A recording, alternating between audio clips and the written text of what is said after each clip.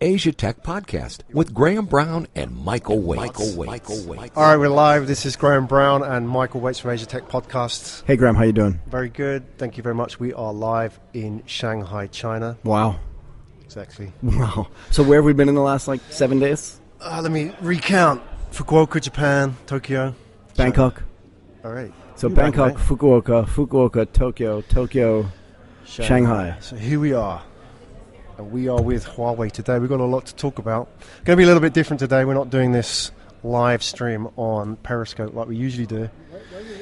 And a number of reasons. One of the reasons is we're behind the Great Firewall. Yeah, so it's hard to get everything recorded and set up and broadcast live, right? So Exactly. there are ways to get around, but we don't want to do that. We don't want to be those people. Yeah. So we're here with Huawei, which, they've invited us kindly here. Walter Jennings invited us. Yeah, Really exactly. nice, actually, of him to do that. So we're here as his guest, and we're going to talk a little bit about, I guess, the interesting thing about companies like Huawei, and especially large IT companies, Chinese IT companies, they have huge reach. What's the challenge for a company like that trying to get out to a bigger audience, right? Because they're not, these companies don't have these sort of ebullient leaders like Steve Jobs at the forefront, right? Well, we talked about this yesterday and all day today, right? It's like if I asked you the story, even just the origin story of Apple Computer, Steve Jobs, Wozniak sitting in the garage doing all the stuff that they did, maybe the homebrew computer club, but all these things, Microsoft, the story. Yeah. Right? HP, David Packard, all these stories. But we don't know the origin. And it matters, right? Because when you go out to try to understand the humanity behind a company, understand the story behind a company, you really kind of want to know how it developed into the behemoth and the huge, powerful company that it is. And unless you really know how it started, you can't get a good sense, I think, for what it means today. Right. And that's the thing, isn't it? When you have these large companies, they become unwieldy. And that whole thing in storytelling, they talk about these origin myths. Right. They're all myths to a certain extent, right? Yeah. They become mythical, don't they? They sort of, the story transcends the fact, right? It's like the Beatles, when they met. Hi, I'm John, I'm Paul. I'm Pete Best. Right. Exactly, the one that didn't make it. But everybody knows that, right? Yeah. Right. And as you rightly said, you can talk about it in the context of Microsoft, or you can talk about it in the context of Apple, Amazon, whatever. The thing about this, you can probably name me every CEO of Microsoft. Right. Okay? Every single one of them. Bill Gates, Steve Ballmer. And the other guy. Satya Nadella. Yeah. That's it. And you've known that your entire life, whether you wanted to know it or not. Yeah. Okay? There are actually currently 3 CEOs of Huawei. Right. And I'm not sure who they are. And that's not really a problem, but it's more humanizing actually to actually know who those people are. It's the story part. Because I suppose when you become a huge organization, you lose your humanity, right? And the origin story helps people reconnect with that. So how exactly did Huawei start? Well, here's the interesting thing. They do actually have a founding myth, right? They do. Right. They do. And we just learned it from a couple of gentlemen who work for Huawei. Was it Scott who told us? Scott Chamar. John. Scott Chamar and John, right? John North, North, yeah. And, it's not widely talked about. And I think that's it's like a hidden gem within any organization, isn't it? Is that they have this DNA, this founding story. And people don't, they don't connect with it, or they don't think it's important, right? Yeah, but I actually do, and we talked about it before, right? So how was the company started? Well, almost the same way that Nike was started. Right. Out of that guy's trunk. What's the story of Nike? Well, Phil Knight was a runner at University of Oregon or Oregon State University, I can't remember. Right, and back then he didn't even have a logo.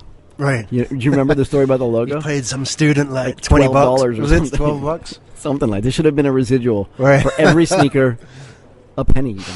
Oh, well. Would have been billions and billions of dollars. Yeah. Anyway, but so Huawei was actually founded the same way. The guy gets out of the army, looks around, and says, what am I going to do? He says, I'm going to start selling modems to people. Who knows what the speed's on? My first modem was probably 56K, 28K, I can't remember. Right. And then I had 2 64K ISDN circuits. It tells you how long ago it was, because... Yeah. Yeah, Michael's ancient. 97. But this guy started selling modems out of the trunk of his car. Right. But why is that important? Why is that important? Because people might say, well, that's kind of like just a bit of history. We put that on the website. It's important because I think for a company that ends up being this size to sort of maintain that type of personal culture, the person who started it has to have struggled a little bit. And that struggle, I think, as a leader continues. You cannot get away from it, right? It's humanizing, right? Right, so, I mean, let's just pick somebody, right? So Steve Jobs was a founder as well. Yep. And he had a chip on his shoulder. Maybe it was because he was adopted. Maybe it was because... He was an outsider. He was a complete outsider. Yeah. Maybe it was because he never graduated from college. Yeah. Right? I mean, he just audited courses. Yeah. We don't know, really, because we never spoke to the founder of Huawei. But what we do know is that there was struggle. And that struggle, I think... It's an overriding feature of any great corporate culture. Yeah. And the reason why is because that person, no matter how wealthy, you can measure it in money or power or whatever, but that power emanates exactly from that person's struggle. Yeah. And I think it's something that most people can identify with, too, whether it's a tech company or a shoe company. Or any kind of Hollywood movie, right? Well, that's the story arc, right? Right. Right, that's the story arc. The hero starts off, he's kind of almost like an accidental hero, right? Yeah, I mean, do you think that when Phil Knight started his company, or when the founder of Huawei started the company, that they expected this to be a company that did $70 billion worth of revenue? Right. It was spending something like 14 or 13% of revenue on R&D. Yeah. Do you know what that translates to every year?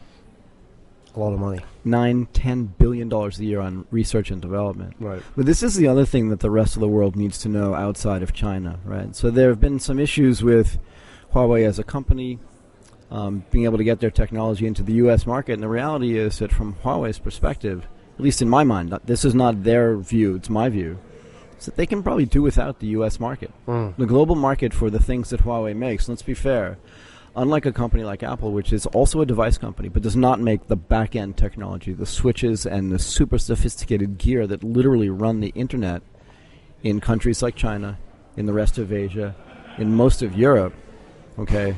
This company is running the back end. So they do make personal devices as well, right? They make phones, the P10.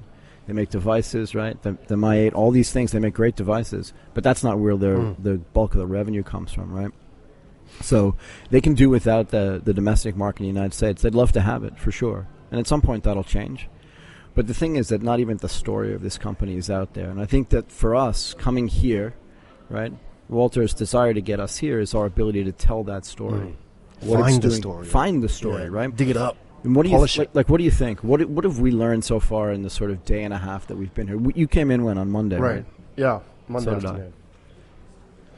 So here's the thing. I think, talking about that story, I see someone like Huawei, the challenge for them is that they have a story, but they have yet to realize that that is really important for them to connect and create influence, right? And let's take let's sort of step out of IT a little bit and take two example companies, right? I want to think about McDonald's and Starbucks, because pretty much you take McDonald's and Starbucks as an example of storytelling, right? Now, McDonald's, nobody knows who the CEO of McDonald's is. Not today, but they knew when Ray Kroc was, right? Exactly. That's part of the founding story. Correct. And you take Starbucks, everybody knows Howard Schultz, right? And he wasn't the founder either. No, but again, he was the guy who took that vision and built it up. Exactly. He had that founding story, which was He did. I went to Milan and I saw how the Italians, treated their coffee with love and all that.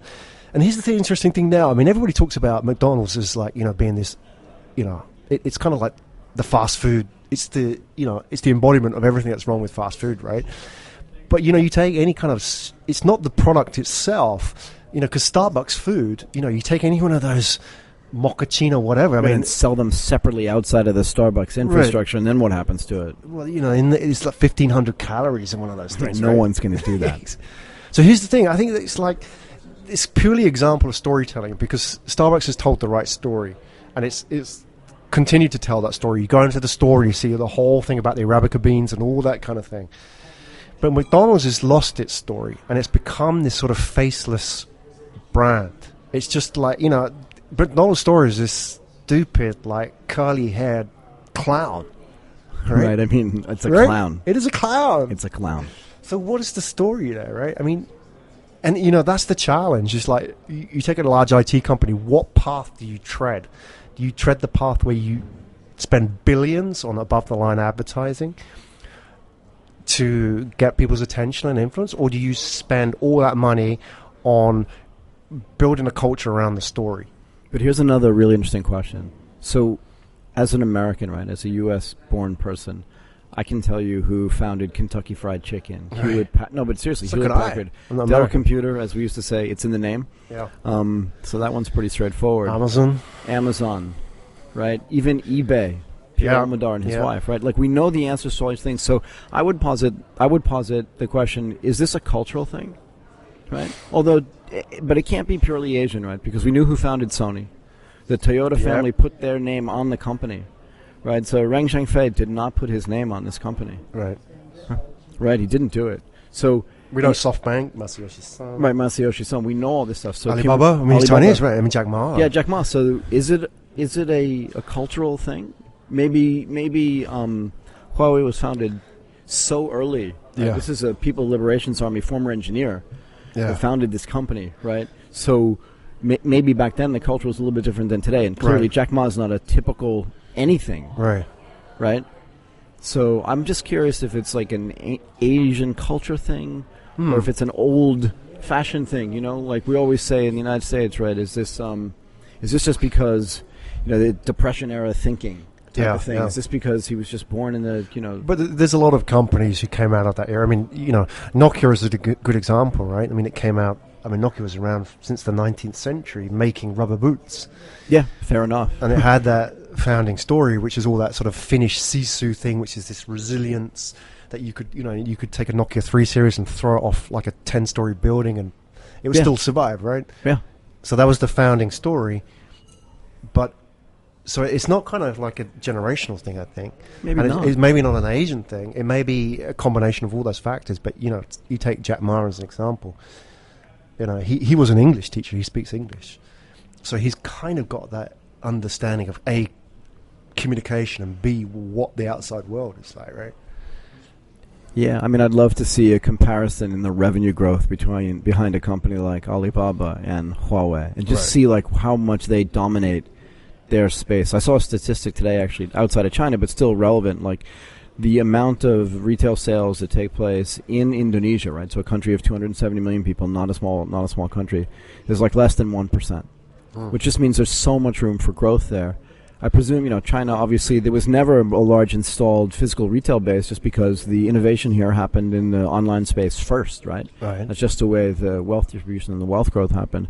I'd just be curious to know in relative terms, only because I'd just like to know the difference in culture between those two companies. One is the front end of the internet, right? Yeah. I mean, Tencent, of course, is there as well, but Alibaba is the most well-known. Right? I think if you walk down the street in the United States and said, have you heard of Alibaba, people would say yes. Yeah. But if you talked about Tencent, maybe not. No. I don't know. Outside of Asia, no. Outside of Asia, probably not, right? But then again, no one would know who the founder of Huawei was. So that's not a problem if they just want to build the back end of the internet, right? Yeah, so here's the other question, though. I mean, Cisco, as an example, did that. I mean, who are they?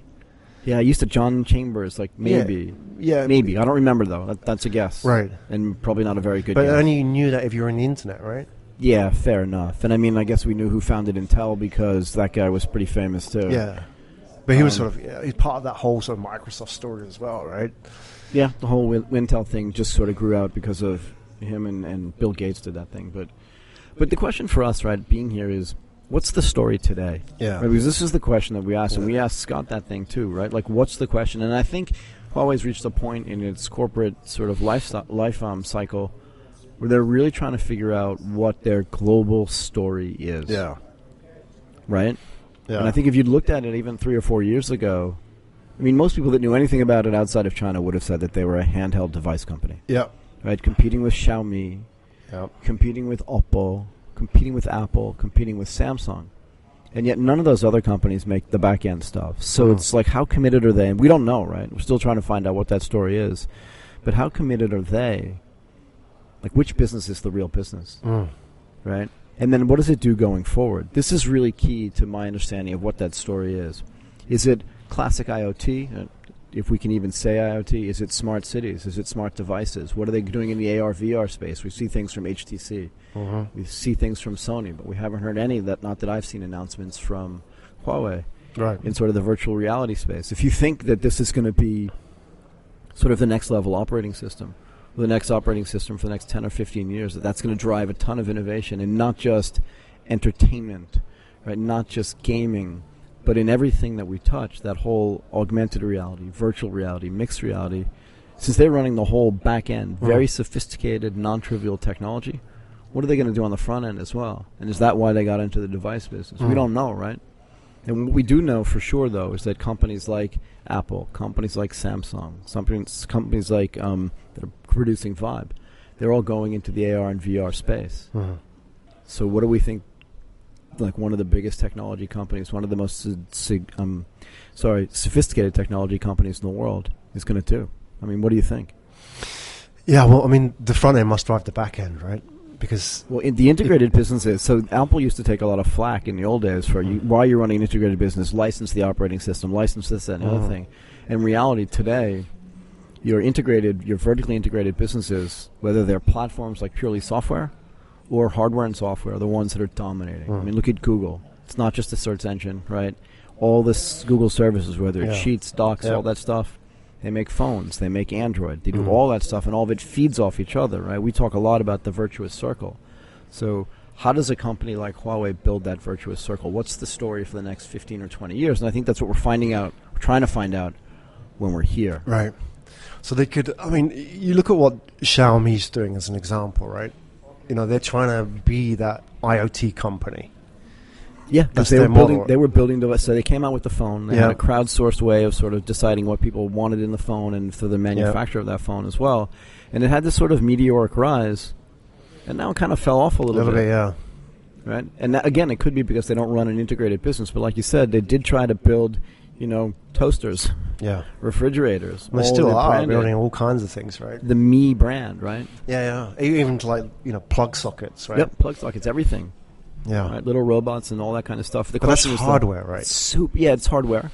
But and then maybe that's the challenge, right? But that level of hardware, to me, right? So the difference between Xiaomi and Apple, I mean, there are multiple differences. One of the differences is that Apple's built an entire ecosystem around their software and hardware. Right, so there are thousands, hundreds of thousands of developers that are out there developing software and third-party services for that, and that takes time. Yeah. You remember the super famous scene, right, of Steve Ballmer standing on stage, running back and forth, sweating gorilla. Like crazy, like a gorilla, screaming, developers. And those partners really mattered.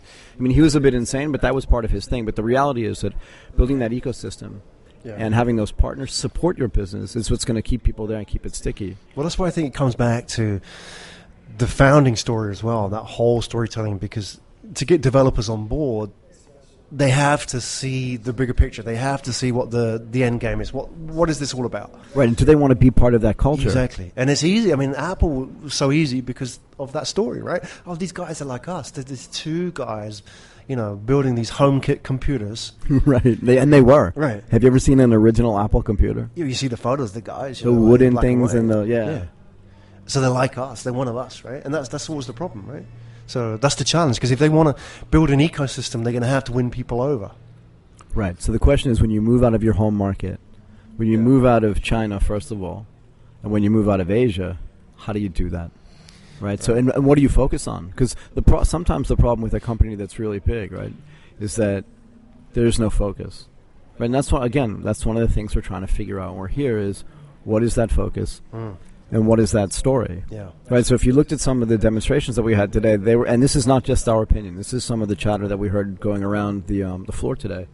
Is that you saw some of the demos, and that the demos were really high level. Yeah. Right. So some people were telling us, one of the differences between this conference and some other conferences, not good or bad, right? It's just a difference.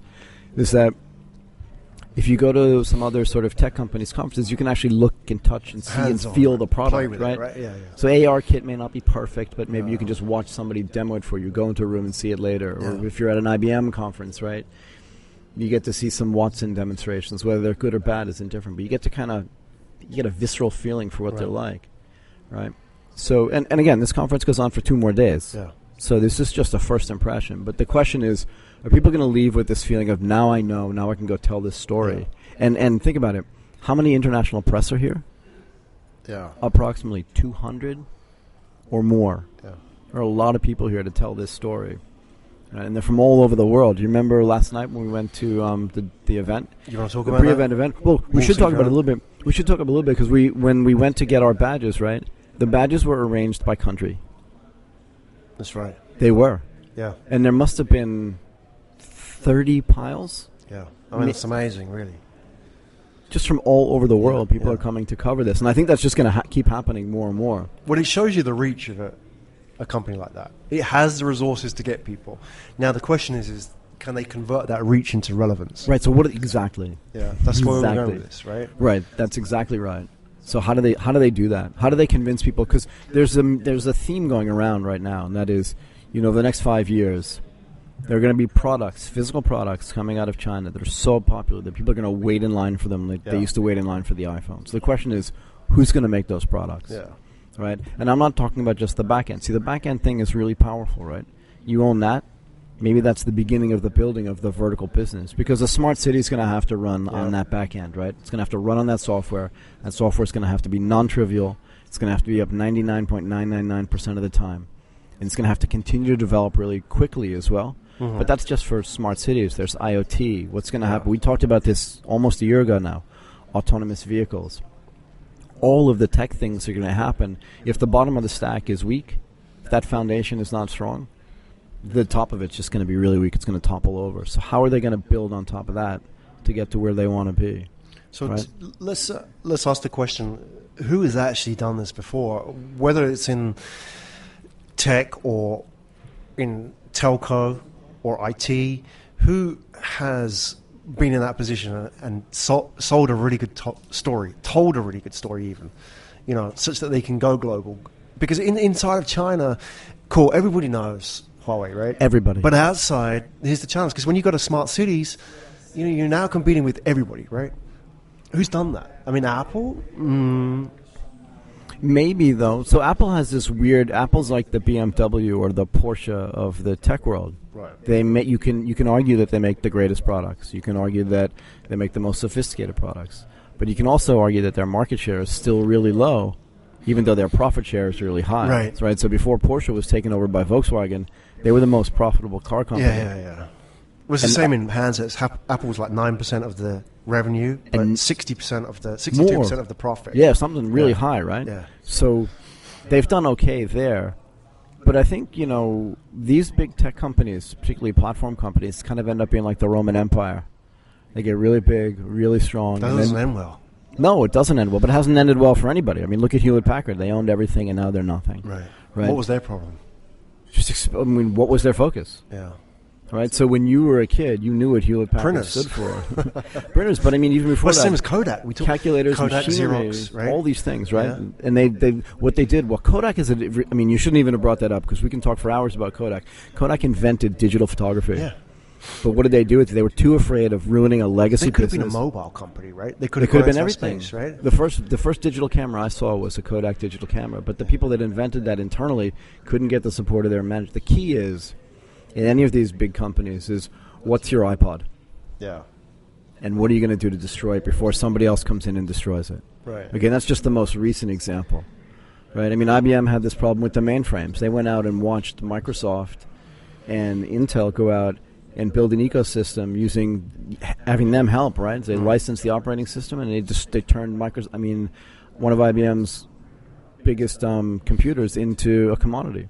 Yeah. IBM compatibles, right? Once that was okay, Compaq came out, then HP started building stuff, then Dell destroyed them, and everybody came out and destroyed them. Barbarians at the gate. But that's exactly what it is, right? So the question is, how long can you sustain your ability to innovate and your ability to protect whatever moat you've built around that innovation?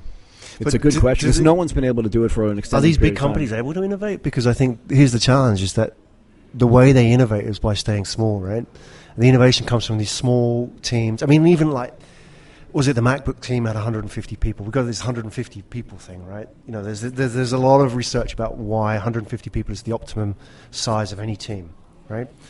So the MacBook team had 150, the Roman legions had 150, but any large organization, department, thousands, right?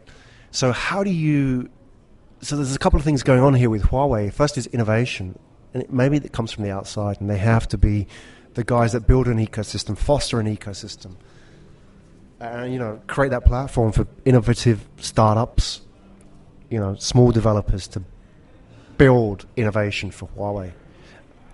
Yeah, I mean, look, this is there's no real straightforward answer to this, right? Can a large company innovate? You see companies trying to do it in the fintech space, right? So they go out and they try to either buy and integrate these small fintech sort of startups into them. It's just really hard. Yeah. And one of the hardest things is that there are legacy systems inside every company. And the people that support those systems and the people that short-term profit off of those systems and have a P&L off of those systems never want them to go away. And what ends up happening, and actually Netflix is a really good example of this, what ends up happening is those teams, as good as they are and as smart as they are, they don't know how to manage the next thing. So go back and look at the management of Netflix. They literally threw away like 90% of the team that ran their DVD mail business. Once they decided they were going to go into streaming business, because think about it, one is just completely analog. How do I get this box through the mail into a mall or into somebody's thing in that red envelope? It's still movies, it's still entertainment, but then the knowledge that's necessary to do that could not be more different than the knowledge to build streaming technology, right? And they waited. You listen to, Reed Hastings, talk about the founding and sort of the growth of Netflix, and one of the things that they said was they always knew they were going to do streaming. And when they started doing it, right, they split off the former DVD company into a separate company. And they took, I mean, there's no other way to say it, they took so much flack for it. But they knew where they were going, and they didn't care about short-term revenue. I mean, they cared, but they knew where the long-term revenue was going to be, right? They innovated really quickly, but the only way for them to innovate was to lop off the old part of that company. And most companies don't have the culture to do that. So to what extent is innovation, that storytelling, like bedfellows? So to what extent are they reliant on each other? That you got to have innovation, you have to have this storytelling. Well, again, the whole idea, so one of the things we haven't spoken about yet in the context of this story is, one of the stories about Apple was, we just want to make great products. Yeah. Right? They were hippy-dippy people, right? And you go back and look at them, long hair, big beards. I mean, they were not even the original hipsters, right? Yep. But their idea was, we don't care about profits, we just want to make the greatest products. We just super focused, laser focused on products, right? So if the Apple Macintosh destroyed the Lisa and the Apple II, so be it. I don't care. I just want to build a great product. And they languished for years. But for two reasons. One is because they were shit at supply chain management. But two, because they couldn't build great products. And they had a legacy business inside the Macintosh business that wouldn't let them update their operating systems. And the rest of the world just moved on. And it literally took the founder to leave and come back and to bring back all of the Next stuff that he built from Next. Yep. Next. Right? All the Objective-C, all of the software that was built there was actually sort of built into OS 10 and then innovated upon. But the question is, right, can you do that stuff internally?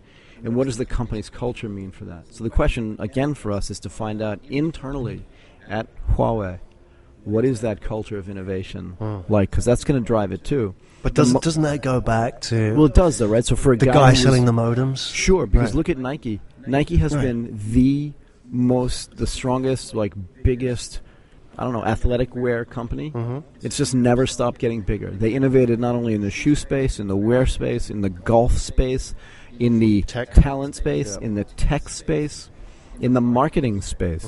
They innovated in everything that they touched. And again, it's because Phil Knight was just one of these guys who was like, I don't care. But Masayoshi Son, same way. We haven't spent a lot of time talking about him over time, right? SoftBank, but SoftBank. But I mean, that dude never cared about current profits. Never. And he doesn't care about money personally either. All the dude wants to do is build big things. He said that from the day he founded the company. I'm sure we've been through this before. Yeah. You listen to his co-founder, Miyoshi Ken. He'll sit there and tell you, Masayoshi Son stood up on a box like the day he founded his first company, making these tiny little devices, and said, I want this to be a $100 billion company. And 6 out of the 10 people that were in the room left. Yeah. So you're right. The whole overriding culture and their ability to innovate is highly dependent on what that founding sort of culture is. Yeah.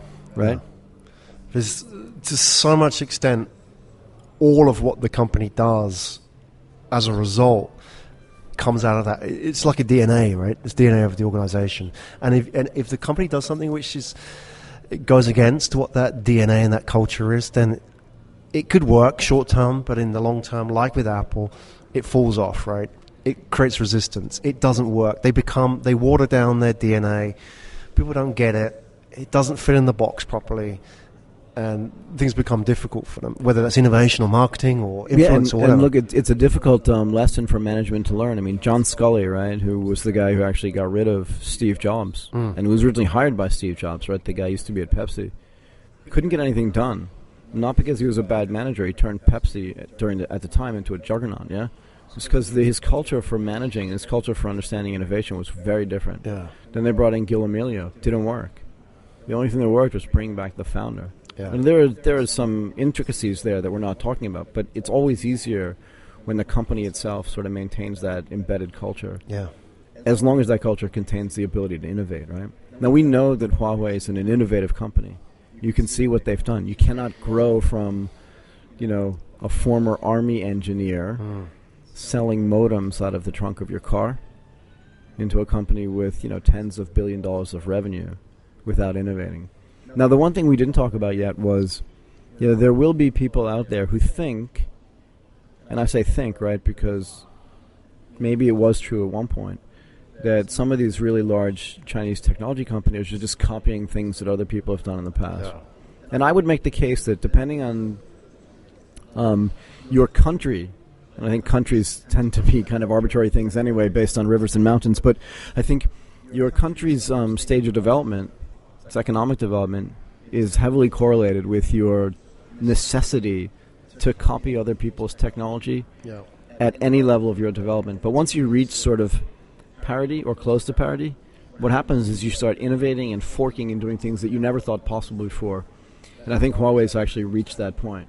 You can make the case that America was built on the innovations of the UK, right? If you look at the things that were invented, the steam engine, the automobile, all those things. Like people know about Henry Ford, but they don't know who really invented the car. Right? You don't know who people don't talk about this. But America itself was actually built on the innovations of people that weren't in the United States. For God's sakes, Carnegie was Irish, right? Yeah. Or Scottish, I can't remember. Scottish, right? But even the Japanese then took that, when the Japanese automotive manufacturers decided that they want to reinvent themselves after the war, they sent a delegation to Detroit. Sure, as you would have done. And just observed and copied, right? Yeah, they just went home and then they innovated on supply management, right? All that kind of stuff. They had the suppliers near their factories, right? The Toyota way. Yeah. All this stuff. Well, that came from an American guy, Deming, right? Who went to Japan. And nobody would listen. That whole Kaizen thing, which you talk about, this constant evolution, it came from an American. It came wherever. It didn't matter, right? But it did.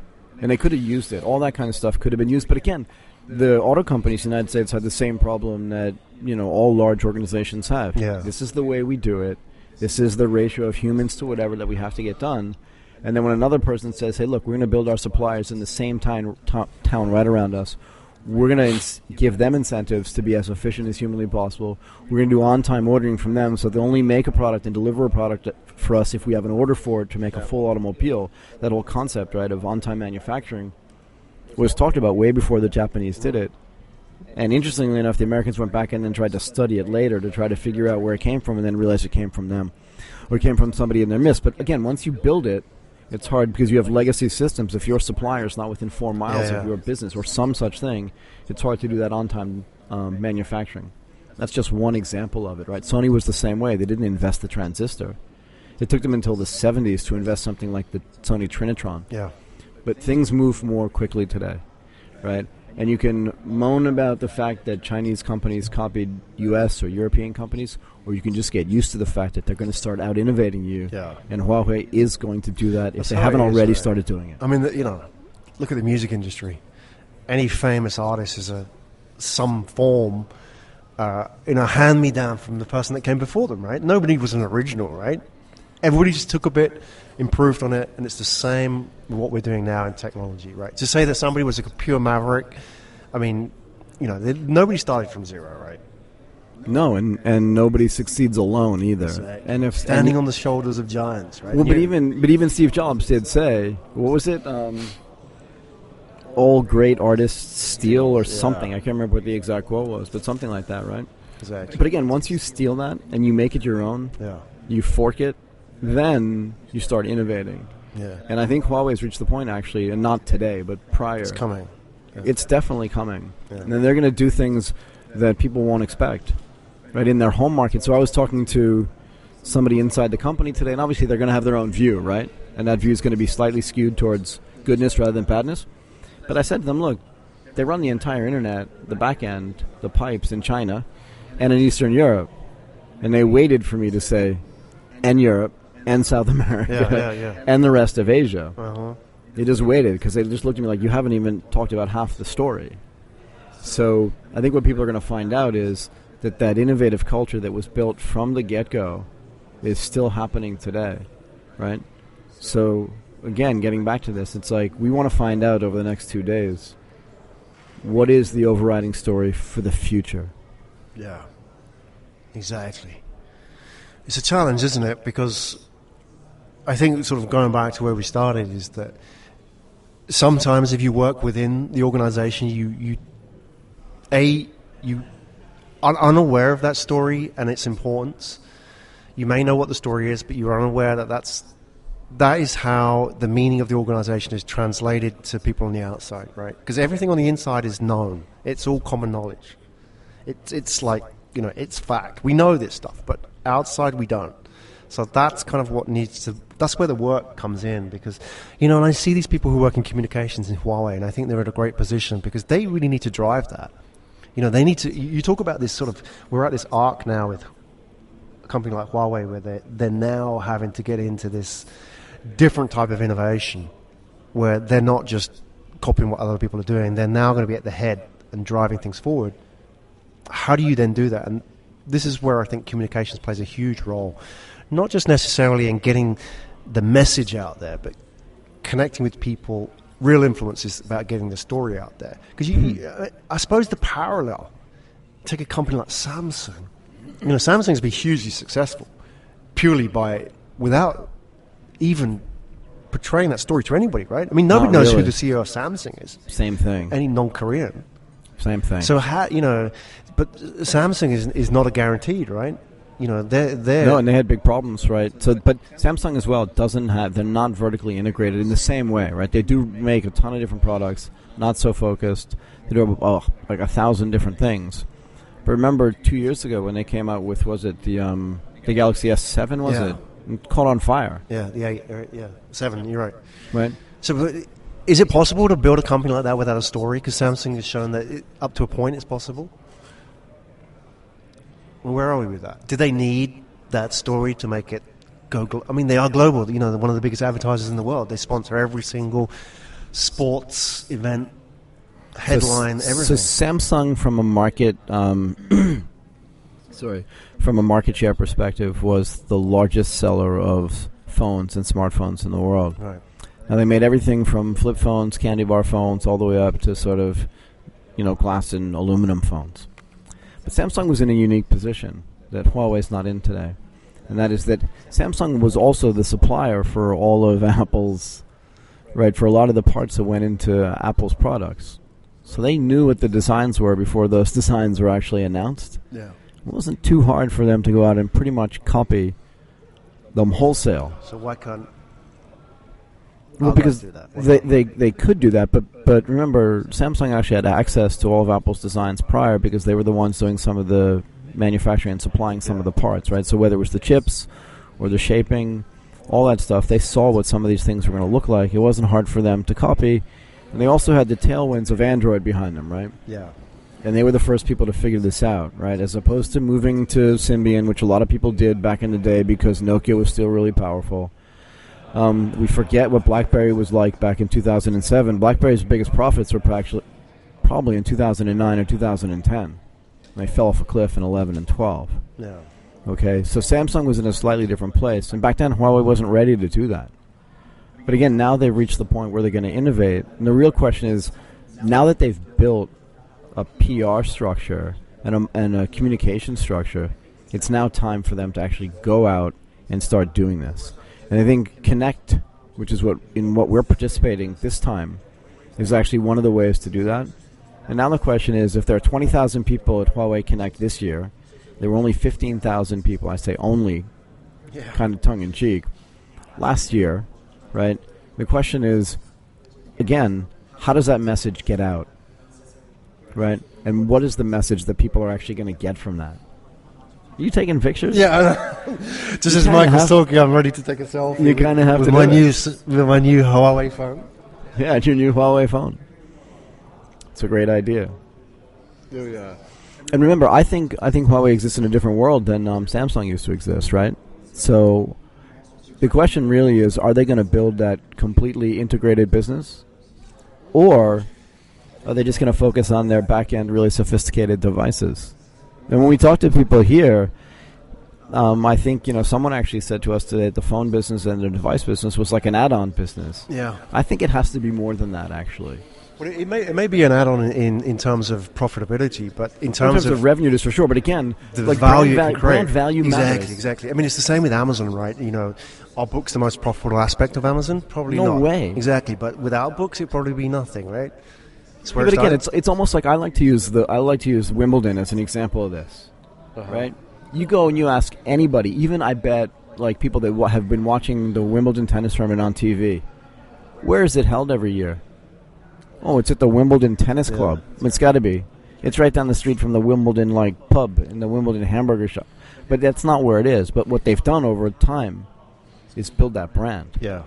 I mean, even the Academy Awards, people just call them the Oscars, right? But that branding actually ends up being really important. See, the thing is, a company that's this size and this scale can actually get real benefit from people knowing what Huawei is, what it stands for, how it was founded, and all that stuff, because then they don't even have to, at that point, once it becomes a part of everybody's embedded thought process, right, when it comes to technology or devices or even the back end, they don't have to even advertise. They don't even have to have the PR necessarily, because people are just like, oh, Huawei, it's a great company. They make great products. Yeah. Oh, they run the whole thing. Like, that's easy, right? Like, no one talks about Cisco anymore, but Cisco still probably does 75 to 80% of the back end in the United States. Maybe Nortel does some, but if that company even exists. But you know what I mean? They don't have to talk about it anymore, but when they go out to sell the product to the big enterprises that use it, they just buy whatever the new thing is, right? And Oracle's kind of done the same thing. You have some more, and IBM did this in the old days, and AT&T in the United States did this. There was that commercial. No one ever got fired for buying AT&T. Exactly. Right? And this is when they started getting competition. But Huawei's going to reach that point, right, where the brand itself gains so much from the device business that back-end business, which is where most of the profit comes from, is just going to run itself and sell itself, I think. Yeah, for sure. Hey, switching gears a little bit here. Sure. Shanghai. What are your thoughts? Shanghai. We've got an amazing view from the hotel. I'll post some of that on LinkedIn. On our Twitter feed as well, Asia Tech Pod. Have a look at the view from the hotel. Pretty stunning, right? I mean, that has changed a lot in the last 10 years, 15 years. There's nothing there. So here's what I think. My first time in China was in 1991. My last time in China was 1992. So the Shanghai that I visited in 1992 doesn't exist anymore. I mean, it does, but it's surrounded by things that couldn't have even been conceived back then. Right? So Pudong, which is where the airport was, which is where all those big shiny buildings are. Unless my memory serves me incorrectly, it just seemed like a wheat field or just like a bunch of weeds. And huts. I remember looking across the river. I don't even remember seeing huts. I just remember seeing weeds. Yeah. Nice yellow reeds. It was beautiful. But again, I was young, so my memory could be bad. But I think what really strikes me is that I was trying to put this into the proper context actually yesterday. The airport was super orderly, but not in a way that was militaristic. It was just like everyone just waited in line and everything happened the way it should. There was no bumping, pushing. There was nothing wrong with it. I got into a taxi to come back to my hotel. The speed limit on the highway was 80. And there was one wise guy. There was always one wise guy, right? He was speeding and weaving in and out of traffic, but one guy. Even my taxi driver, I don't think he went over 80 kilometers an hour, and he wasn't switching lanes like a maniac. And I just felt like this is the way a highway should be. Yeah. I like order. Yeah. There's plenty of that here, but at the same time, there's a lot of chaos, right? You drive down the street, people are walking down the street the other way. I didn't see it, and maybe just because I live in Bangkok and just the contrast is there, so... And I haven't been driving here, so I ride a scooter in Bangkok. So maybe the contrast is just too strong for me. I like it. The vibe is awesome. Right, yeah. Yeah. Again, I mean, one of the reasons why I love being in Asia, right? And we talked about this a month or so ago, is that it's so young, right? So I don't feel and even the executives, and they are wearing suits and ties for Huawei, right? But even the executives just feel like young 45 to 55-year-olds. They don't feel like old men. Here's something really interesting about that. We talked about this before. Going off a bit of a tangent, but let's throw it out there. There's been a lot of research and a lot of data published about billionaires in China, etc. And here's the interesting fact: there's more female billionaires in China than there is in America, right?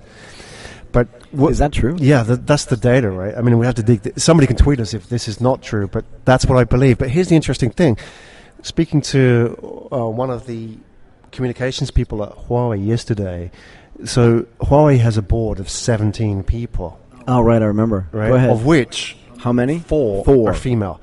Now, obviously, that's only a quarter, right? But compared to your average American or European board, I think they outweigh significantly here, right? I mean, that's for an IT company. I would say Europe is probably more progressive, but with the interesting Northern Europe, maybe, yeah, fair enough. But for an IT company. I know, and think about it, and it's not brand new, right? So this is one of the excuses that people make when they talk about female executives in high positions, right? When they talk about the glass ceiling, is they'll say, well, not enough of the women in that generation went to the right college or studied the right thing, and all this other noise. Not enough supply, right? Whatever. Yeah. But the reality is that, and we don't know this because we haven't spoken to the executives on the board that aren't women. Yeah. We don't know if they've made a conscious effort or if they've just chosen the best people, and frankly, either way is fine. But the reality is that those statistics, those numbers don't lie. You make a really good point. Yeah. Right? And the person that told us that last night actually was quite proud of it as well. Yeah. Right? And it's really good progress. That's another story, right? Well, that actually is a great story. That's a story that needs to be told, which is not being told. No, that's another thing, too. So I bet if I went to... This is the tell, right? I bet if you go up to a person who isn't in China and says, okay, who runs the internet in China? It's like, Tencent or Alibaba. But no one's going to know the back end yet. They will soon, but they don't. And then if I said to them, okay, if there are 17 people on the board, how many of those board members are women? They'd be like, 0. One maybe as a token, but it's not like that. Yeah. Right? It's 4. And actually, I don't think that you said let's go a little bit off piece, right, and talk about something different. I don't think that's so different. Yeah, it's still I think story, that's actually still a story. I think it's really important, actually. Yeah. I think what we've discovered some uncut gems, right? We've got some uncut gems. We've got to refine them a little bit and tell the story. I think that's where we are with this, right? Because maybe we're wrong, but I think it's something there that we need to get out. And maybe because we're outsiders, we see it. Yeah, and look, we're here for another day and a half, yeah. Right? So there's more to learn, and I'm sure this will not be the last time we'll be talking about this company or companies like this, right? It's Graham Brown and Michael Waits, Asia Tech Podcast. Where can people find out more about us? Obviously, Twitter at Asia Tech Pod, Facebook.com/Asia Tech Podcast, AsiaTechPodcast.com. Anything else? We're everywhere. We are everywhere. Right. Thanks, Graham. Thank you, Michael. This is Graham and Michael in Shanghai. Next week we don't know where we're going to be exactly next week. We're going to save that as a surprise because there's a lot up in the air at the moment on our tour. Lots of things coming up. We're heading to Vietnam, Myanmar, Jakarta, Indonesia, Bangkok, right? Singapore. Yeah. And we may go to Hong Kong as well. Yeah. We haven't counted it out yet, right? We want to do as many countries as we can. So we'll see you there. Thanks, You've Graham. been listening to Asia Tech Podcast. Find out more at www.asiatechpodcast.com.